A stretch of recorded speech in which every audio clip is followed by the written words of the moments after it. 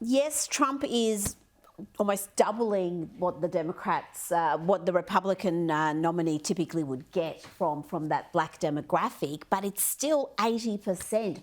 What are the main reasons that the African American vote is so strongly behind the Democrats, even if it's fracturing a little bit at the moment? I think the biggest issue is that it is cultural. Like I said before, most Black Americans, over 60% of Black Americans live within or in the surrounding Democrat-controlled cities. So in these cities, they're not being, there's not much competition for their vote coming from the Republican Party. And I say this from experience, many Black Americans don't even know Republicans. Their idea of what a Republican is basically what they see on television. And that's not the best way to gauge what a political party supports. By listening to a left-wing media apparatus that gives you some sort of filtering of what the Republicans want. So honestly, I think local elections are extremely important. The problem is that, and I understand it from a fiscal standpoint, but the problem is that Republicans for decades, like you said, generations, have not shown up in many of these cities. Chicago, for example, hasn't had a Republican mayor since the early 1900s. New Orleans hasn't had a Republican mayor since the 1800s. Two of the most crime-riddled cities in America. In fact, I think they're 1 and 2. But Adam, I want to ask you though, let's move beyond though the general sort of broad, political ballot box sort of part to the way the racial tensions are still being exploited in other areas. And there was a fascinating case this week where a Facebook executive was sentenced to 5 years in prison for, this scam. And they were a DEI, diversity executive, and they had a scam. They were ripping people off. They ripped the companies off, $5 million, going to jail. But they used the sort of the shield of DEI and racism to avoid criticism and prosecution. And I mean, that just sums up to me the way that these sorts of efforts, which are really about dividing people, are then used as cover for all sorts of other things. What do you think, Adam? No, you're exactly right. In my piece for the New York Post, I highlight how basically DEI is a sham. It's run by a sham ideology. You can't prove if DEI is working. How do you show the cost-benefit analysis of DEI? You can't. But at the end of the day, DEI wants more money. They want more money to support the industry in itself. They want more trainings. They want more meetings, more paperwork to show what at the end? Nothing. But everybody gets paid, right? All the consultants get paid. And someone like this woman, Smiles, who got prosecuted, and thankfully there was some sort of justice that was brought to this.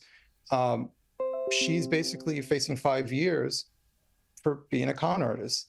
And the reason she was able to get away with it is because you don't question DEI within corporate America. Why is the budget of DEI offices 2 times the budget of offices that actually make money within corporations? You're not supposed to ask these questions. And so I think that's the general weakness that you're seeing within corporate America. Adam, I wanted to ask you about Donald Trump, the various trials that he's going on. He made comments earlier in the week, which has sent many on the sort of usual suspects at CNN and elsewhere absolutely berserk, where he said that many Black Americans identified, I'm paraphrasing Donald Trump, obviously, but he was saying many Black Americans identified with him because they'd been persecuted in the same way that he was being persecuted by a flawed justice system. The left have gone crazy, called him a racist, etc., etc. But do you think there's any legitimacy in that argument of his? I think there might be some who carry this viewpoint that the justice system is overwhelmingly against Black Americans when facing justice, and maybe there is some sort of persecution against them. Whether that's the case or not, that can be debated. But I'll say this, I use the measuring stick of what does my mother think? Because my mother's not political. She doesn't pay attention to everything that's going on. And unprovoked, my mother asked me, why are they going after Donald Trump? This doesn't make any sense. And so to me, Black woman who's sitting here, I don't even think she voted for him. And she even says, this doesn't seem right. Why are they going after him? I think that says a lot. I think a lot of people are saying, when you're going after Donald Trump for hush money, where he's likely not going to get any sort of jail time or any severe punishment, right? They're just trying to drag him through the mud and make him spend a whole bunch of money on lawyer fees. I mean, to me, this seems politically motivated. Anybody who's not partisan can see that it's politically motivated, whether you like him or not. And I'm hearing story after story from random people who are saying the same thing as my mother, that this seems highly politically motivated. It seems very obvious as to what's going on, and they don't like it.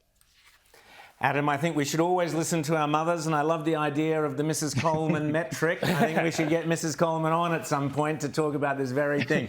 But absolutely, we want to hear from her point of view because she's spot on there. Adam Coleman, thanks so much, and say g'day to Australia to your mum. Okay, mate. Thank you. Thanks, Adam.